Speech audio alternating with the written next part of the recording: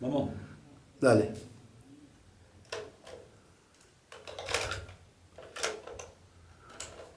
Um índio descerá de uma estrela colorida, brilhante,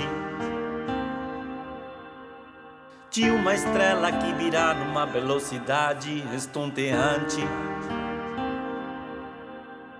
e pousará no coração do hemisfério sul, na América, no claro instante. Depois de exterminar a última nação indígena,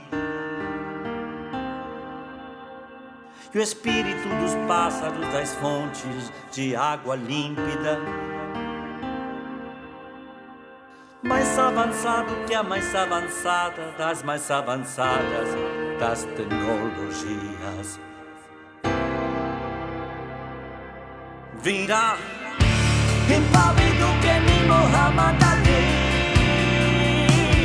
Virá que eu vi apaixonadamente como pedi. Virá que eu vi tranquilo e infalível como Bruce Lee. Virá que eu vi Roger do Afonso é filho de Gandhi.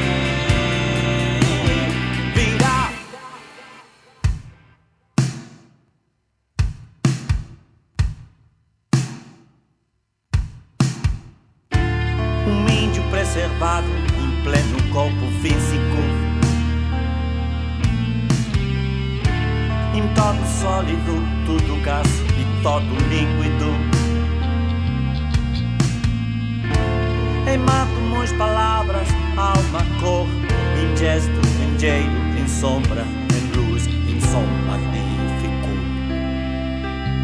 num ponto equidistante do Atlântico e o Pacífico. Do objeto sim resplandecente descerá o índio, que as coisas que eu sei que ele dirá, fará, não sei dizer assim de um modo explícito. Virá impávido que nem Muhammad Ali. Virá que eu vi apaixonadamente como pedi.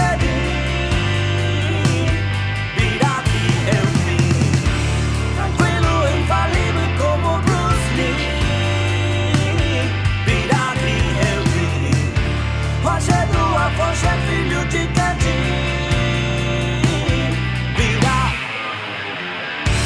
E aquilo que nesse momento se revelará aos povos, virá que eu vi, surpreenderá a todos, não por ser exótico. Virá que eu vi, mas pelo fato de poder ter sempre estado oculto quando terá sido. Virá